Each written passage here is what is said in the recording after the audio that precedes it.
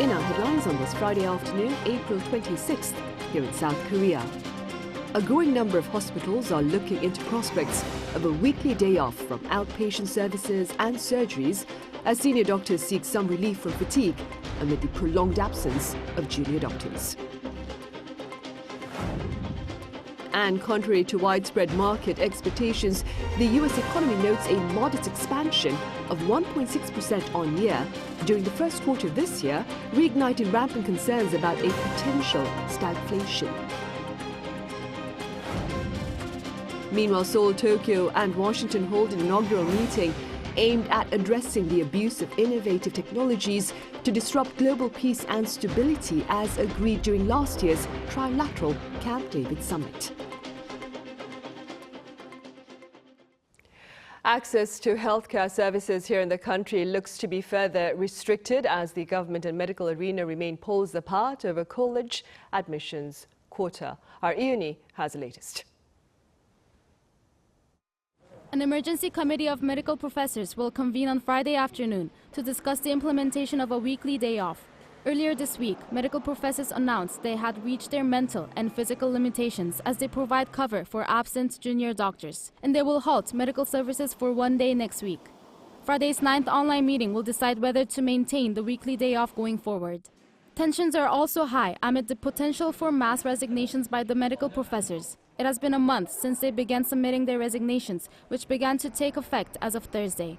The Medical Professors Emergency Committee said that even though the government has not accepted the resignations, Thursday marked the day when the first resignation submitted would take effect under civil law.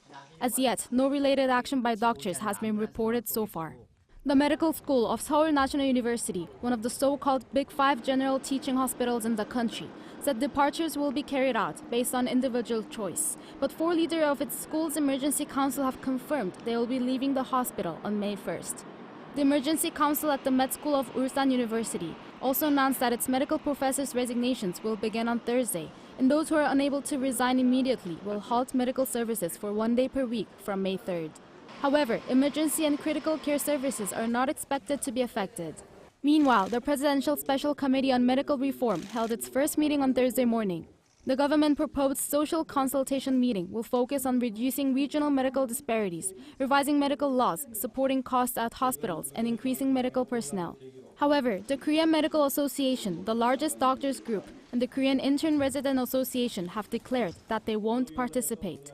The government had encouraged these medical groups to participate, but they refused to back down from their demand that the government completely withdraw its medical school expansion plan.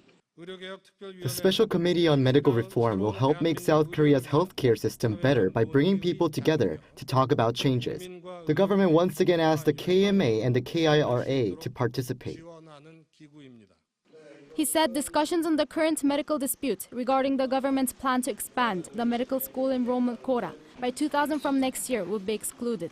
Lee In-hee, Arirang News. Contrary to market expectations, the U.S. economy noted a modest expansion of 1.6% during the first quarter of this year, reigniting rampant concerns about stagflation.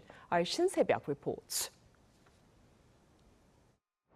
The U.S. Department of Commerce released a report on Thursday that showed that the world's biggest economy grew at an annualized rate of 1.6% for the first quarter of this year.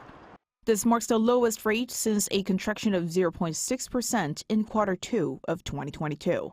This figure is significantly lower than the previous quarter's growth of 3.4%.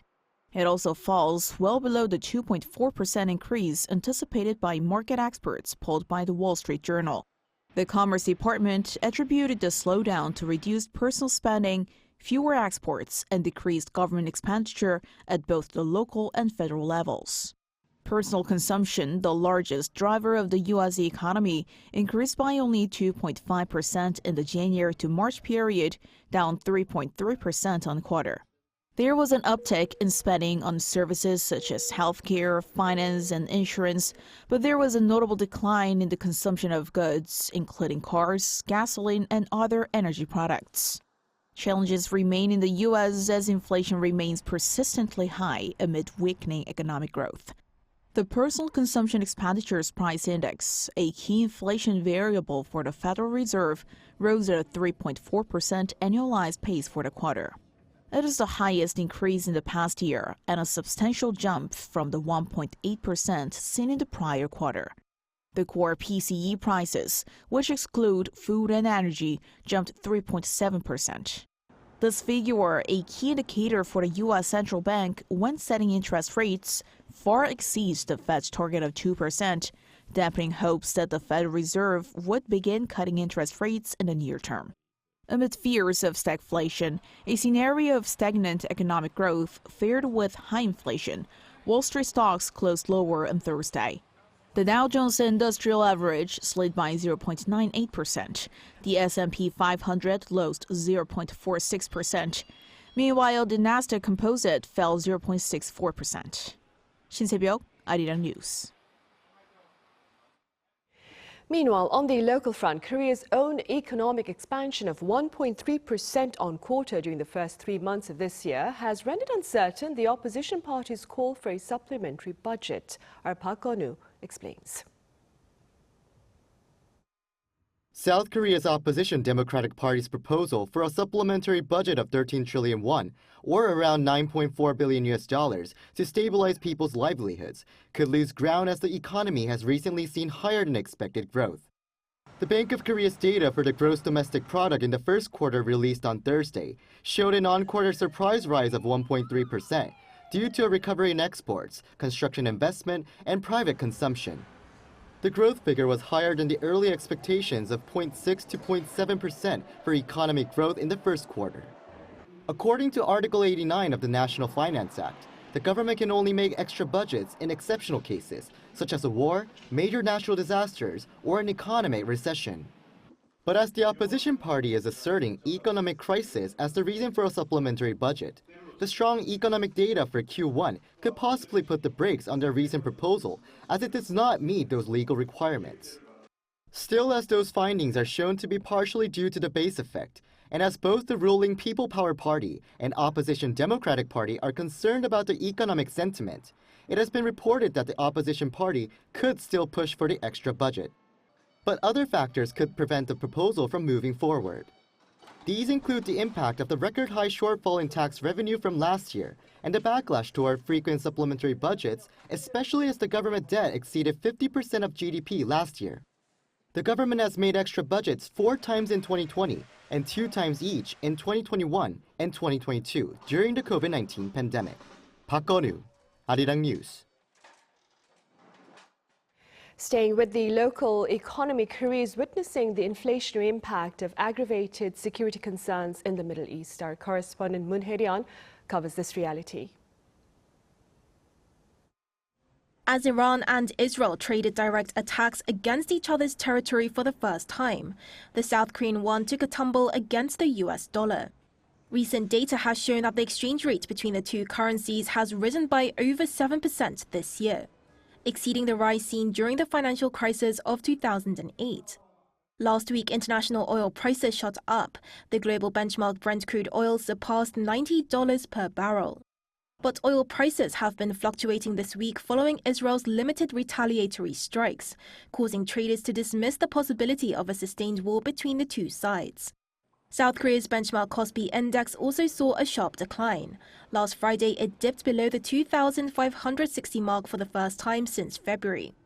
This comes as foreign investors seek safe haven assets, but one expert says another big factor has been hawkish remarks from Federal Reserve officials.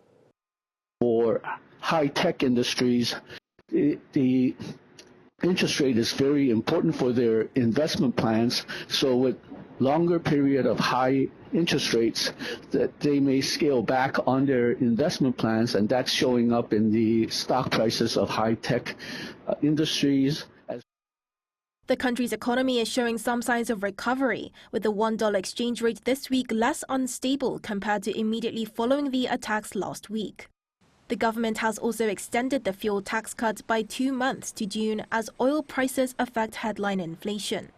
According to the Federation of Korean Industries, should active conflict break out and crude oil prices rise to over 3 digits per barrel, The rising consumer prices could rocket up by more than 4%.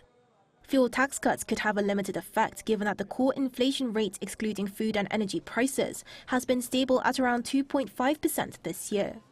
So this figure is the lowest level since 2022, implying that the price level, excluding the energy products, has stabilized a lot during the last 2 years. So given that the price level has become already stabilized a lot compared to before, we can expect that the effect of the tax cut will be somewhat limited. A ministerial economic meeting on Thursday discussed how supply chains as a whole could be affected.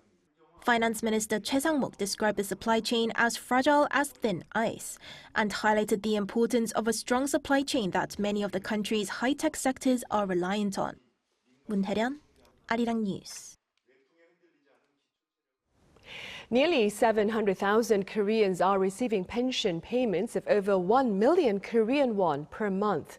And according to the National Pension Service on this Friday, findings as of last December show the vast majority are recipients of old age pensions, and over 70% of them have been contributing to the National Pension Scheme for more than 20 years. The remaining beneficiaries include recipients of survivor pensions and disability pensions.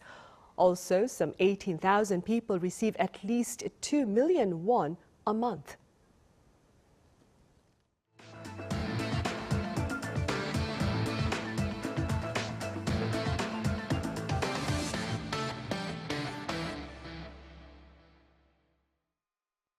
North Korean leader Kim Jong-un oversaw yet another weapons test earlier on Thursday, this time involving a 240mm shell for a multiple launch rocket system.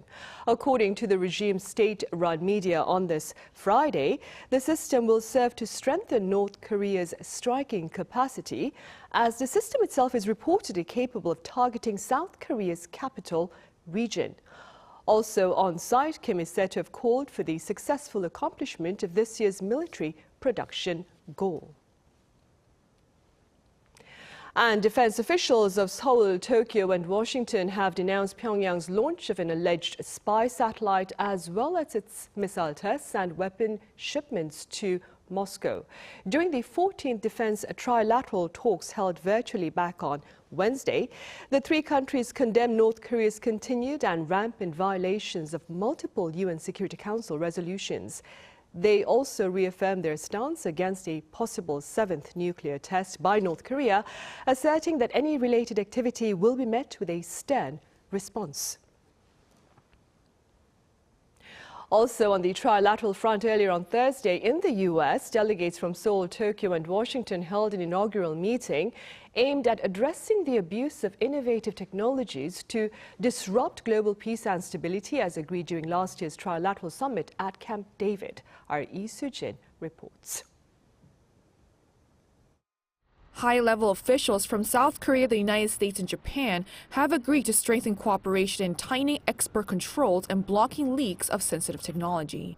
The agreement was reached between the three countries during the Disruptive Technology Protection Network Summit held on Thursday local time in Washington, according to South Korea's Trade Ministry and Justice Ministry. The Justice Ministry and its counterparts in Tokyo and Washington will work together to enforce laws regarding technology leakages, while the Trade Ministry agreed to strengthen export controls. The governments of each country are planning to also more actively share information in areas of technology protection and export controls. The meeting comes after the leaders of the three nations met at Camp David last August, where they agreed to launch the Disruptive Technology Protection Network in order to work more closely to prevent innovative technologies from being used to endanger national security. And Thursday's meeting marked the first high-level trilateral summit of the Disruptive Technology Protection Network. While the Camp David summit did not mention who was abusing these innovative technologies, U.S. Deputy Attorney General Lisa Monaco called out China, Russia, and Iran in her opening remarks during Thursday's meeting, where she said, "From China backing cyber hackers who target international businesses and political leaders, to Russia unleashing the most significant land invasion in Europe since the Second World War, to Iran plotting to assassinate dissidents around the world." She added that their actions are far-reaching, as these threats are playing out on phones and online apps.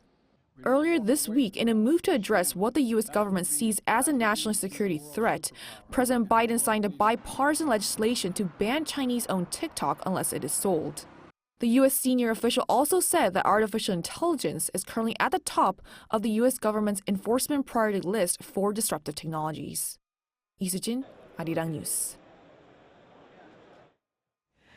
Russian President Vladimir Putin will visit China next month to mark his first diplomatic agenda after winning a fifth term in office back in March. No intentions to this end were shared at a meeting of the Russian Union of Industrialists and Entrepreneurs in Moscow on Thursday local time.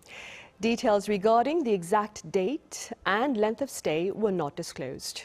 Putin's last visit to neighboring China took place last October.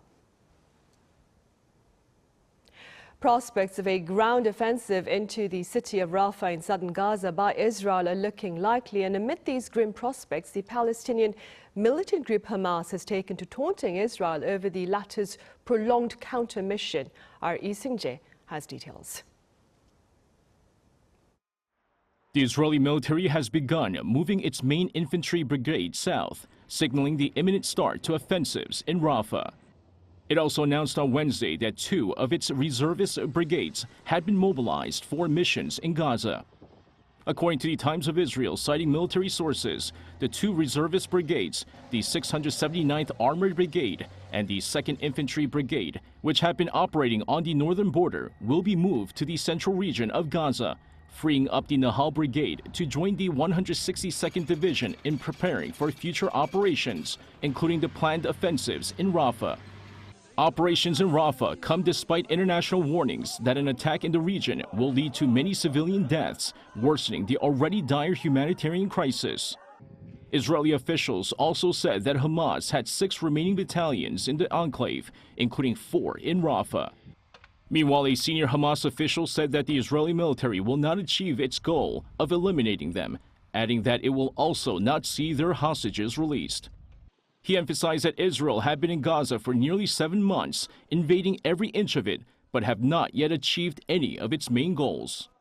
He further added that he has discussed the seriousness of a Rafah invasion with mediators in Qatar, and that Israel is heading towards committing a further massacre. The senior official warned that the planned offensives in southern Gaza will threaten the negotiation talks, adding that Israel has shown that it has no intention of reaching an agreement. The U.S., Qatar, and Egypt have been mediating negotiations for a ceasefire and hostage release, but have been unable to resolve the deadlock. Lee Sung-jae, Arirang News. Meanwhile, in Qatar on Thursday local time, Korea's under-23 football team lost to Indonesia in a penalty shootout and will thus not be competing at the Paris Olympics. The match was the quarter-final of the Asian Football Confederation Under-23 Cup, which doubles as the qualifying tournament for the Paris Olympics. Headed by coach Hwang Sun-hong, Team Korea drew the game 2-2 at the end of 120 minutes of game time, but lost 10-11 in the penalty shootout.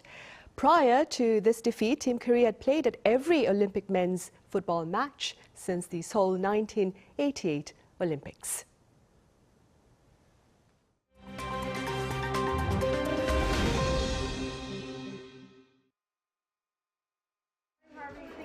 Let's take a look at the latest news in the world now. We begin today in the US, where disgraced Hollywood mogul Harvey Weinstein's 2020 rape conviction in New York was overturned on Thursday. The New York Court of Appeals said that the prosecution in 2020 made the mistake of calling for witnesses to testify against Weinstein when their accusations were not part of the charges against him. The court reached a 4-3 ruling on Thursday, saying that the remedy for these errors is a new trial. 72-year-old Weinstein had received a 23-year sentence in the original trial. Although that rape conviction has been overturned, Weinstein will remain in prison to serve a separate 16-year prison sentence after being convicted by a Californian court last year of the rape of an actress. Accusations against Weinstein in 2017 sparked the Me Too movement, exposing sexual abuse in Hollywood and beyond. China's Shenzhou 18 spaceship carrying 3 crew members reportedly docked with the Tiangong space station early this morning. According to Chinese state media, Xinhua, the China Manned Space Agency, announced at 3:32 a.m. local time on Friday that the spaceship docked with the space station. The 3 crew members had taken off in the Shenzhou 18 from the Jiuquan Satellite Launch Center just before 9 p.m. local time on Thursday. They are led by fighter pilot and astronaut Ye Guangfu, who was previously a crew member of the Shenzhou 13. During their 6-month space mission, the crew will do over 90 experiments, up to 3 extravehicular activities, and carry out 6 cargo outbound deliveries via the station's cargo airlock module. In Nigeria, a manhunt is underway after at least 118 inmates escaped from a prison near the country's capital, Abuja. The Nigerian Interior Minister said that 10 of the 118 inmates who escaped from Sleja prison on Wednesday night had since been captured. He also criticized the conditions of the prison, saying that it was overcrowded, housing almost 500 inmates, double the prison's 250-person capacity. According to the prison spokesperson, a heavy downpour on Wednesday night destroyed parts of the perimeter wall and surrounding buildings of the prison, allowing inmates to escape. Spanish police, along with Europol on Wednesday, busted a counterfeit currency workshop making 2 euro coins near the city of Toledo. The Spanish National Police said they arrested 10 Chinese people since the beginning of the investigation and while dismantling the coin manufacturing workshop.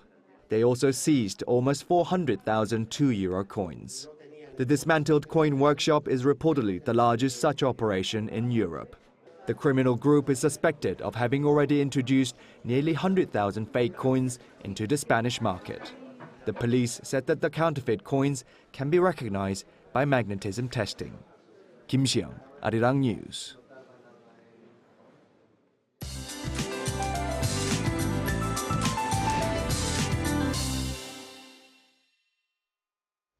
Good afternoon. We're expecting a summer preview today that should continue into Sunday. But morning temperatures will remain in the low teens, so beware of wide temperature swings and do dress accordingly if you plan a weekend getaway.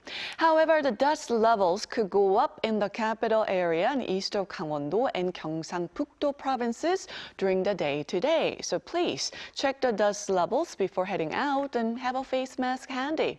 But the rest of the country will have normal to good air quality all day today. Plenty of sunshine is in the forecast for most places except on Jeju Island, where spotty rain is in the forecast with a high of 20 degrees Celsius this afternoon. Meanwhile, Gwangju gets up to 25 degrees. Gyeongju and Chuncheon will be topping out at 27 degrees Celsius. It's going to feel more like the end of May today. Then rain is in the forecast for next Monday, cooling down the weekend's summer-like temperatures. Then the start of May looks to be warm and sunny nationwide. With that in mind, let's take a look at the international weather conditions.